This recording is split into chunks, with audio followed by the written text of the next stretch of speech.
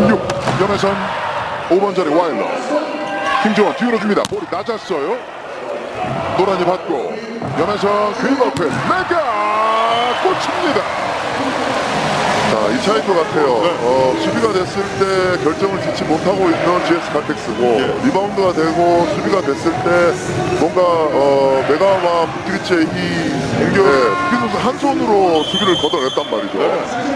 자, GS 칼텍스 감각적으로 수비 능력이 분명히 있는 부키리치 선수예요. 태커가 됐어요. 공격 준비 메가 초스탄 퀵업해 디기 이 볼을 살릴 수는 없습니다. 3한 점차 정호영 6번 자리 권민지 이번에 왼쪽으로 퀵업해 블로킹 메가. 자, 첫 번째 블로킹을 잡아내는 메가 선수고요. 또 높이 함께 첫 번째 블로킹 정관장의 이번 시즌 팀 첫 번째 블로킹이기도 했습니다. Lihat aksi Megawati ketika buat skuad GS Caltex berantakan hingga menimbulkan reaksi bangga Han Song-yi pada Mega. Air mata Han Song-yi menetes melihat aksi Spike Megawati yang sedang overpower. Skuad Red Sparks membuktikan kekuatan sesungguhnya dalam laga Felix setelah mampu membuktikan kemenangan atas GS Caltex tanpa ada perlawanan sedikitpun di laga perdana ini.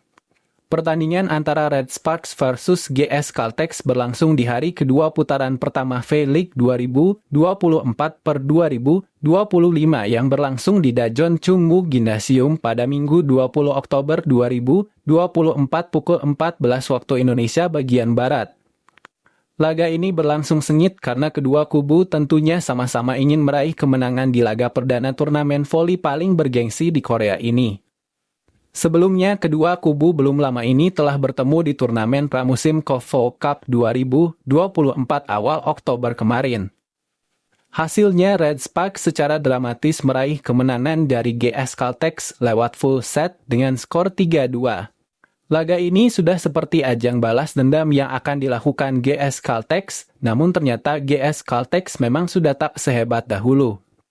Melawan tim kuat GS Caltex, Red Sparks benar-benar bermain dalam level tertinggi dan kehilangan Kang Sowi ternyata mempengaruhi gaya serangan yang dilakukan oleh GS Caltex.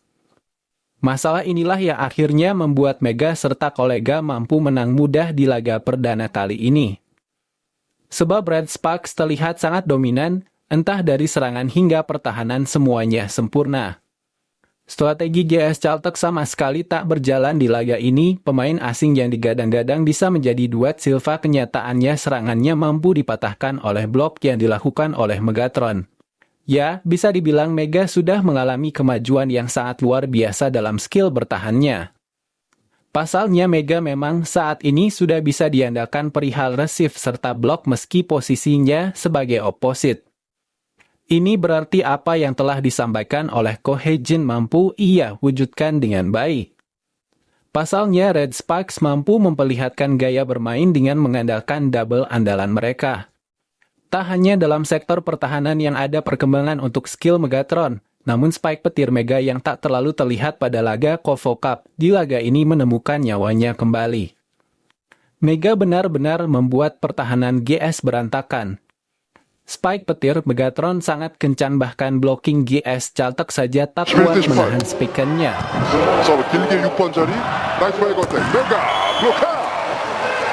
자, 쉽게 사이드아웃을 돌리는 정관장이고요. 지금 이주아 신인 선수가 들어와서 너무 잘 때리고 지금 나가네요. 신인 선수 목포현선 출신의 1라운드 3수비. Walau jarang diberi bola, Mega selalu on point ketika mendapatkan umpan dari setter di set pertama dan kedua. Tercatat Spike Mega 100% masuk tanpa ada error sama sekali. Puncaknya ketika Song-yi melihat Mega begitu bangganya Song-yi hadir langsung karena ini juga jadi acara perpisahannya pensiun dari bola voli. Emosionalnya Song-yi yang melihat Red Sparks akhirnya mampu dominan terhadap GS Caltex setelah beberapa tahun hanya menjadi tim mediocre. Han Song-yi pastinya bangga melihat torehan mengkilap yang dibuat oleh Red Sparks saat ini. Apalagi ini adalah tahun pensiun yang ia pilih. Reaksi tak biasa itu ditunjukkan Song-yi melihat Mega yang berhasil kembali ke performa terbaiknya. Namun yang menjadi perhatian khusus yaitu blocking Red Sparks. Kekuatan blok Red Sparks sangat efektif meredam kekuatan Spike Silva. Karena Ko He-jin sengaja mencoba mengadu kekuatan seorang Silva dengan Bukilik dengan menaruhnya di posisi yang berlawanan.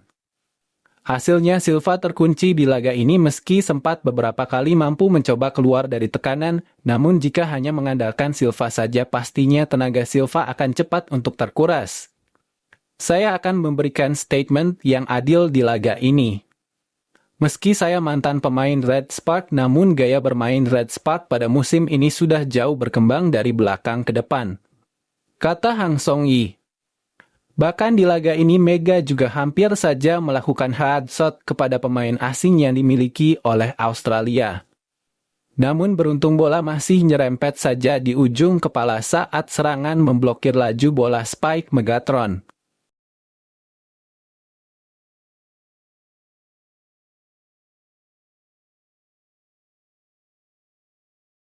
Pendekar penghujat Sintayong dan naturalisasi beraksi.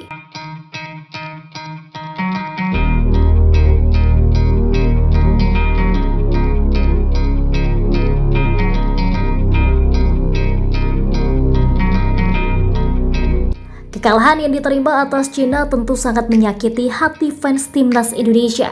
Gimana enggak nih, seharusnya di laga inilah timnas Garuda punya peluang besar merangsak ke posisi 2. Usai Australia main imbang 1-1 melawan Jepang.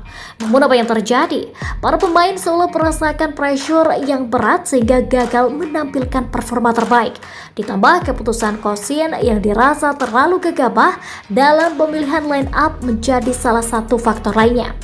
Memang kekalahan ini sangat menyakitkan, tapi bukan berarti kita bisa seenak jidat menghujat dan sudah pasti kekalahan ini akan dijadikan oleh para 7 pendekar sakti penghujat Sintayong dan naturalisasi buat cari panggung. Belum lagi ada netizen tolol yang hujat Ko Shin atau beberapa pemain di kolom komentar Instagramnya, sesuatu yang pada akhirnya mendapatkan tanggapan dari berbagai pihak, yang mana salah satunya Jose Mourinho yang kayaknya sedikit tertarik dengan progresif timnas di bawah kepengurusan Erick Thohir, orang yang notabene begitu ia segani. Setelah serangkaian hasil positif, tim Garuda seolah dipaksa untuk kembali membumi. Yap, 2 hasil mengecewakan atas Bahrain dan Cina seolah membuka mata kalau tim ini memang masih dalam tahap berkembang.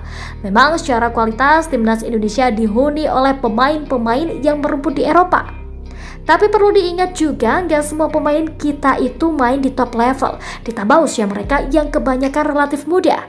Meski di satu sisi ini juga nggak bisa jadi alasan karena secara jam terbang internasional mereka sudah banyak melalui itu. Selain itu, 2 hasil di bulan Oktober terutama saat bersua Cina seperti membuka mata kita semua kalau Ko Shin pun juga bisa salah. Ya, keputusan untuk melakukan 4 perubahan langsung dinilai adalah sebuah keputusan yang keliru. Terutama ya soal keputusannya mencadangkan Tom Haye serta mencoret Eliano Rinders dari squad yang bermain. Apapun alasan yang sejauh ini berkembang, meskipun begitu bukan hal yang dibenarkan juga kalau kita sampai menghujat Ko Shin dengan berlebihan bahkan sampai menyuruhnya out. Menurut Ko Shin, terjadinya 2 gol yang diciptakan Cina murni karena hilangnya fokus, terutama di gol pertama nih yang membuat segala plan yang ada berantakan. Lalu soal keputusannya mengganti Miss Hilgers, ya murni karena ini pemain mengalami masalah pada kakinya sehingga Ko Shin enggak mau ambil resiko, dan ini dibuktikan lewat sebuah gambar ketika Mes mendapatkan bantuan es di kakinya ketika pergi meninggalkan stadion. Ya mudah-mudahan deh Mes Hilgers gak apa-apa ya. Lalu kalau soal penampilannya yang dibutuhkan, soal memperkuat chemistry aja dengan rekan-rekannya di atas lapangan.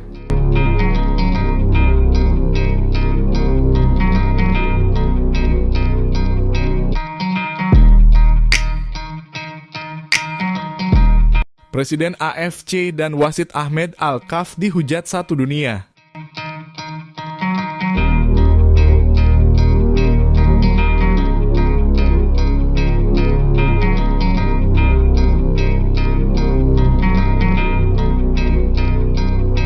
Apa yang terjadi di laga Indonesia melawan Bahrain benar-benar masih menjadi perhatian. Terutama soal kepemimpinan wasit yang dianggap merugikan Indonesia plus kelakuan para pemain Bahrain yang dramanya duh mantap deh pokoknya. membuat Bahrain kini jadi tim lainnya selain Qatar yang benar-benar dipandang buruk oleh sebagian besar tim-tim Asia. Terlebih sikap AFC yang seolah benar-benar ingin melakukan apapun buat menjaga langkah Indonesia ke Piala Dunia. Termaksud dengan kembali mengirim wasit asal Timur Tengah lainnya di laga versus Cina nanti. Membuat AFC beneran panen hujatan. Ya, media-media ternama kini sungguh mengarahkan sorotannya atas segala hal yang telah terjadi. Apalagi setelah sekarang semua tahu kalau Presiden AFC berasal dari Bahrain dan statementnya yang pernah bilang kalau Indonesia adalah ancaman Asia ternyata gini toh mainnya. Nah, lain Presiden AFC, lain pula nih wasit Ahmed Alkaf, di mana pria botak yang satu ini kabarnya nggak berani buat keluar hotel sampai situasi kondusif. Bahkan beberapa fans Bahrain pun juga ada yang merasa kalau hasil ini bukanlah sebuah hasil yang benar-benar murni layak mereka dapatkan. Sehingga kritikan tajam pun juga mereka sematkan ke pelatih Dragan Talajic yang gagal meraih poin di kandang sendiri. Tak bisa dipungkiri hasil imbang atas Bahrain benar-benar masih menyisakan rasa dongkol mendalam buat semua elemen timnas Indonesia. Sebab bagaimanapun ini adalah hasil imbang rasa kalah, karena emang sejatinya Indonesia layak gitu loh buat menang. Meskipun di satu sisi ini juga membuktikan kalau tim Garuda juga masih punya sisi lemah, terutama soal urusan kill the game. Sebab beberapa peluang matang termaksud satu peluang di akhir laga melalui witan yang gagal dimaksimalkan menjadi umpan matang ke Marcelino. Padahal situasinya udah 2 versus S, tapi kok ya malah salah umpan. Dan di luar dari kocaknya wasit yang gak bisa hitung-hitungan fokus terutama sampai detik akhir buat para pemain timnas juga harus ditingkatkan. Intinya buat pelajaran aja deh, terutama ya buat para pemain baru, kalau ya kayak ginilah sepak bola Asia apalagi Timur Tengah. Main bagus kagak, banyakan drama iya guling-guling mulu, sebel deh. Yap, dengan hasil ini tentu saja nggak semerta-merta membuat peluang Indonesia buat lolos menipis, tapi ya gitu mudah-mudahan ini nggak berimbas pada mental pemain. Malah yang ada mereka akan termotivasi buat tampil habis-habisan melawan Cina. Namun di sisi lain fans timnas yang nonton ke stadion dan melihat langsung gimana kocaknya keputusan wasit seketika emosi sejadi-jadinya. Apalagi saat para pemain timnas dilarang menyapa fans yang ada di tribun oleh Satpam Bahrain. Namun untungnya para fans timnas ini nggak sampai rusuh dan melakukan perusakan, hanya ya sedikit teror tipis-tipis lah sebagai bentuk kekecewaan yang mana itu kabarnya dilakukan di luar stadion dan jalan-jalan. Bahkan menurut sumber lainnya, sang wasit langsung diamankan dari stadion dan sampai nggak berani keluar hotel sampai situasi benar-benar mereda. Hadeh, giliran gini aja ngumpet panik, kan mana akun IG-mu udah hilang dalam sekejap, makanya nggak usah macam-macam, wong kerja kok nggak amanah, malu boy malu. Sementara itu, Presiden AFC, Salman bin Ibrahim Al Khalifa sekarang ini benar-benar panen kritik dan hujatan. Sebab ia dianggap sengaja untuk melakukan segala hal agar negaranya bisa lolos Piala Dunia. Hal itu jelas mengacu pada penambahan kuota yang diberikan oleh FIFA membuat tim-tim Timur Tengah ibaratnya nih dalam tanda kutip saling berlomba-lomba ngeluarin duit buat menang, dan ucapannya soal Indonesia yang akan jadi ancaman Asia. Rupanya benar-benar ia terapkan di laga ini dengan mengirim wasit yang sama-sama dari Jazirah Arab. Parahnya lagi nih, wasit Indonesia melawan Cina adalah Omar Muhammad Al-Ali yang berasal dari UEA yang merupakan Jazirah Arab. Nah, sebagai informasi nih, ini wasit adalah wasit yang memimpin laga saat Bahrain menang 1-0 atas Australia. Jadi ya udah ketebak sih pastinya gimana, apalagi nih sang wasit kayaknya tahu nih bakalan dikasih salam mesra dari supporter Indonesia. Makanya dia kunci tuh akun Instagramnya, walaupun kami juga belum bisa memastikan itu beneran akunnya atau enggak. Tapi lucu aja gitu, lebih lanjut media-media ternama pada akhirnya pun juga tak mau ketinggalan menyorot laga yang kontroversial ini.